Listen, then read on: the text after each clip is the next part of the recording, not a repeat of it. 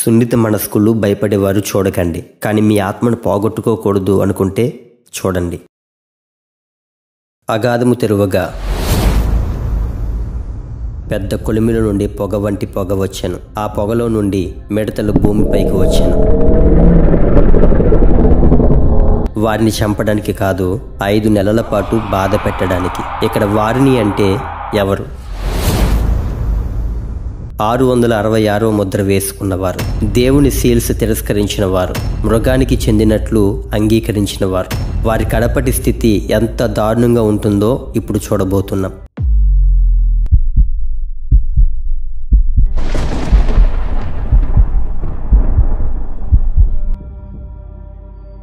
Swaroop BPH YouTube ఛానల్ను subscribe చేసుకొని ఈ వీడియోని లైక్ చేయండి.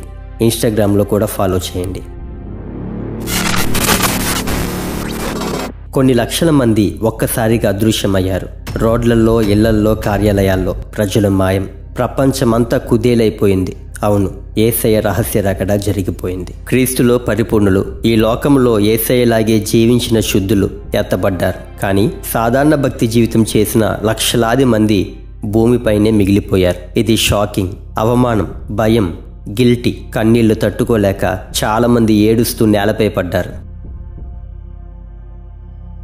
ఈ కల్లోలంలోకి వస్తాడు ఒక వ్యక్తి, ప్రపంచమంతటినీ శాంతి పేరిట ఏకం చేసే శక్తి. అతడే క్రీస్తు విరోధి. ప్రపంచం ఒక్క దగ్గరకు చేరుతుంది. ఒకే ప్రభుత్వం, ఒకే కరెన్సీ, ఒకే ఆజ్ఞ. ప్రతి మనిషి తప్పకుండా 666 ముద్ర వేయించుకోవాలి. లేని వారికి ఆహారం లేదు, నీరు లేదు, కొనుగోలు లేదు, అమ్మకం లేదు, ప్రయాణం లేదు. ముద్ర లేని వారిని AI, డ్రోన్స్, రోబోట్స్ వెతుకుతాయి, గుర్తిస్తాయి, పట్టుకుంటాయి. ఒకవేళ ఒప్పుకోకపోతే చంపండి అనే డైరెక్ట్ ఆదేశాలు ఇస్తాయి. రహస్య రాకడ తర్వాత మిగిలిపోయిన క్రైస్తవులు తమ మొబైల్స్, గ్యాడ్జెట్స్, ఐడీస్ అన్ని చెత్త కుప్పలలో విసిరేస్తారు. అరణ్యంలోనికి పారిపోతారు. సిగ్నల్ లేని ప్రాంతాల్లో దాగుకుంటారు.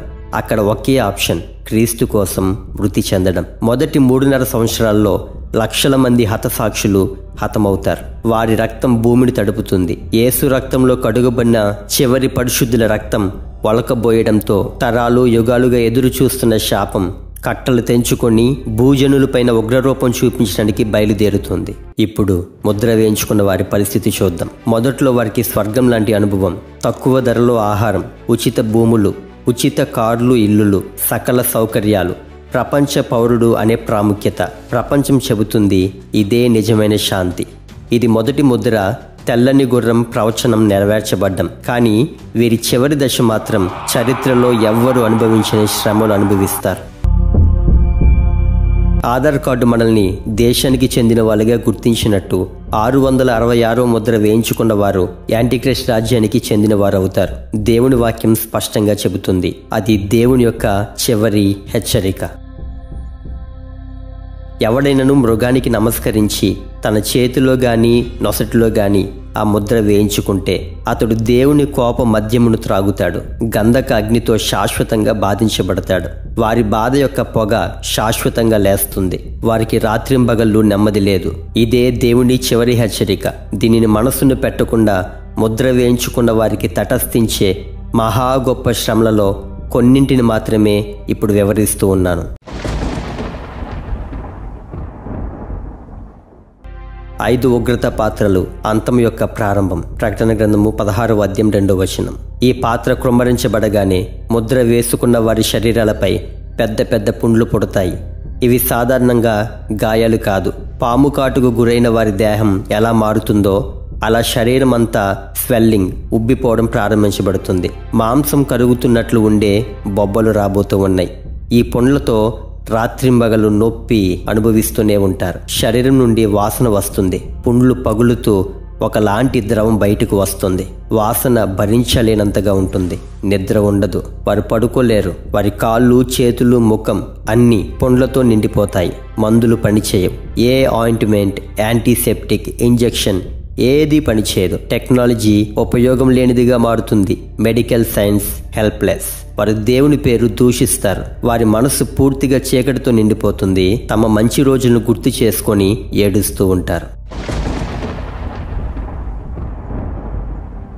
ప్రపంచంలోని అన్ని సముద్రాలు రెండవ పాత్ర క్రొమ్మరించిన వెంటనే సంపూర్ణంగా రక్తంలా మారుతాయి.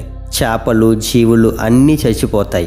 భూమి మీద గాలి కూడా విషమవుతుంది. కిలోమీటర్ల దూరంలో కూడా మృతవాసన.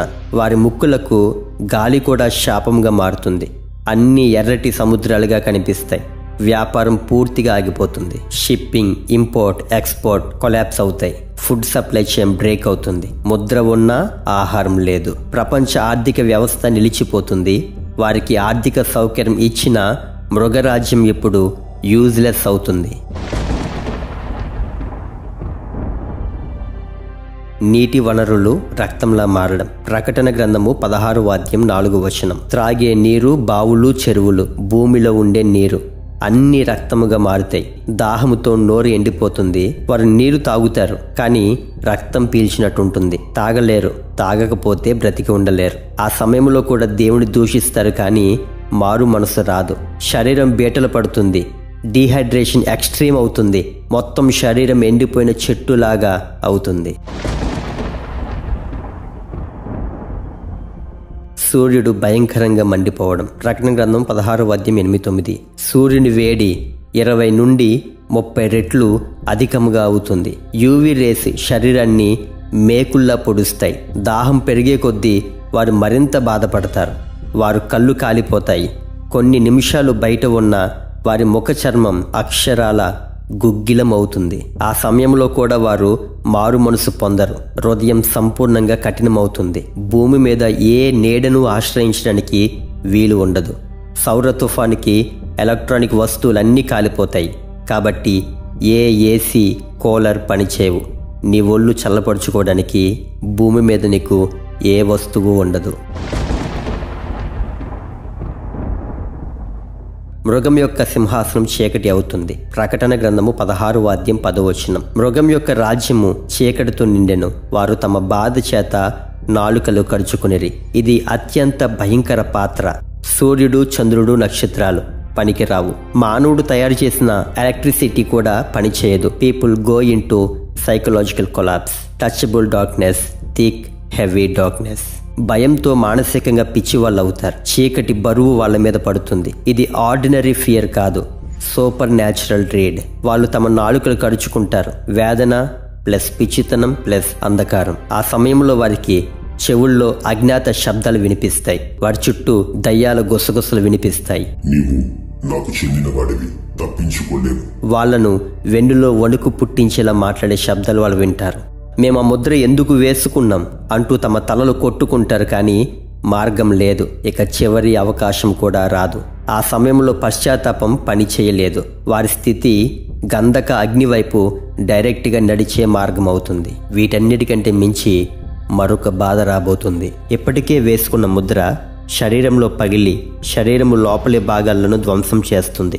తినడానికి ఆహారం, త్రాగడానికి నీరు లేకపోవడం వలన మనిషి చూడడానికి ఇలా ఉంటాడు.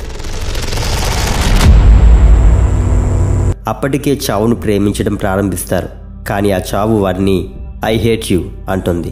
సూర్యప్రకాశం 20 నుండి 30 రెట్లు పెరగడం వలన లేవ్యకాండము 26:19.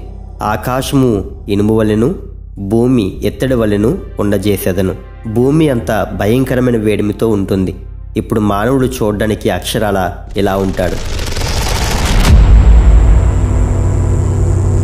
ఎక్కడితో అయిపోయింది అనుకుంటున్నారా? ఆగండి. సెకండ్ హాఫ్ చూడకుండా వెళ్ళిపోతారా? సినిమా కంప్లీట్ చేయండి. ప్రకటన గ్రంథము 9వ అధ్యాయము. అగాధము తెరువగా పొగలాంటి పొగ, ఆ అగాధములో నుండి మిడతలు లాంటి జీవులు బయటికి వచ్చాయి. వాటిని చూడగానే గుండె కొట్టుకునే వేగం అమాంతం పెరుగుతుంది. వికృతమైన, అసహ్యమైన, ఎంతో బలమైన, తమ జీవితంలో ఎప్పుడూ చూడని విచిత్ర జీవులను చూసి వారి భయం ఆకాశాన్ని అంటుతుంది. ఆ జీవులకు మనుషులను చంపడానికి అధికారం ఇవ్వలేదు, కానీ 5 నెలల వరకు బాధించడానికి అధికారం ఇవ్వబడింది. సింహము వంటి పళ్ళు ఉంటాయి. వాటితో మనిషి దేహం చీల్చడం వలన ఎంత బాధ, వేదన అనుభవిస్తారో మీ ఊహకే వదిలేస్తున్నా. ఒక్కొక్క జీవికి తేలుకు ఉండే తోకలు ఉంటాయి. సింహం వంటి పళ్ళు, తేళ్ల వంటి తోక విషం వలన ఆ నొప్పి 1-2 వారాలు కాదు, 5 నెలల వరకు నొప్పి తగ్గదు. వాటి రూపము, పరాక్రమము ఎలా ఉంటుందో నా నెక్స్ట్ వీడియోలో ఎక్స్ప్లెయిన్ చేస్తాను. వినాలనే ఆసక్తి ఉంటే కామెంట్ చేయండి. మీ ఆసక్తిని బట్టి వీడియో చేస్తాను. ఈ రోజులలో ఎవరు ఉంటారో తెలుసా? అన్యజనులతో పాటుగా బాప్తిసం తీసుకుని కూడా నామకార్థ భక్తి జీవితం చేసేవారు అందరూ ఆ శ్రమణ కాలంలో ఉంటారు. ఆదివారం ఆరాధనకు, ఉపవాస ప్రార్థనలకు, సంఘ క్రమాలలో పాల్గొనలేని కనీస భక్తి జీవితం లేక లోకముతో రాజీ పడిపోతున్న ఓ నామకార్థ క్రైస్తవుడా, నీకే చెప్పేది. దేవుని కోసం ఈ లోకాన్ని త్యజించకపోతే చివరికి ఈ లోకం ఇచ్చే గిఫ్ట్ చూడు, తప్పించుకోలేవు కదా. ఆ రోజు కనీసం మారు మనసు పొందుకోవడానికి నీకు మనస్సు కూడా రానంతగా భ్రష్ట మనసు వచ్చి దేవుని దూషిస్తావు. నీ మనస్సాక్షి పూర్తిగా చచ్చిపోకముందే క్రైస్తవుల భక్తిని హేళనగా, చులకనగా మాట్లాడుతున్న లోకాన్ని బట్టి సత్యమార్గం విడిచిపెడుతున్న క్రైస్తవులు అందరూ దేవుని తీర్పు ఎదుర్కోవలసిందే. ఆ రోజు కూడా తిండి కోసమో, పిల్లలు, బంధువులు, సమాజము, కులము అనే మానవత్వపు విలువల కోసం ఆత్మను చాలా తేలికగా అమ్మివేసుకుంటావు. నువ్వు సిద్ధపడ్డానికి ఇదే దేవుని పిలుపు. లోకంలో నుండి తప్పించబడు. నీ భక్తి జీవితంతో ప్రపంచాన్నే కదిలించాలి.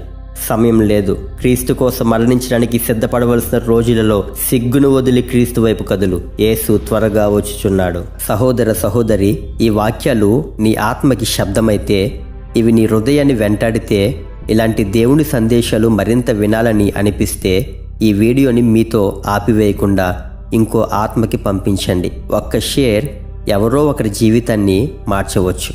మా ఛానల్ స్వరూప్ బీపీహెచ్ దేవుని వాక్యంని ప్రకటించడానికి మాత్రమే నిలిచింది. నీ ఆత్మీయ ప్రయాణంలో మాతో కొనసాగాలని అనుకుంటే ఇప్పుడే సబ్స్క్రైబ్ చేయండి, బెల్ ఐకాన్ని ప్రెస్ చేయండి. నన్ను రహస్య రాకడకు సిద్ధపరచండి అని మీ కామెంట్ను టైప్ చేయండి. మీరు చేసే ఆ కామెంట్ మరో ఆత్మకు వెలుగవుతుంది. గొప్ప క్రైస్తవ సాక్ష్యాలు స్వరూప్ ఎన్టీసీ అనే యూట్యూబ్ ఛానల్లో అప్లోడ్ చేస్తాను. కాబట్టి ఆ ఛానల్ కూడా సబ్స్క్రైబ్ చేసుకోండి. లింక్ డిస్క్రిప్షన్లో ఇస్తాను. దేవుడు మన మీద దయగలవాడు. మనమంతా సిద్ధపడదాం. ఆమేన్.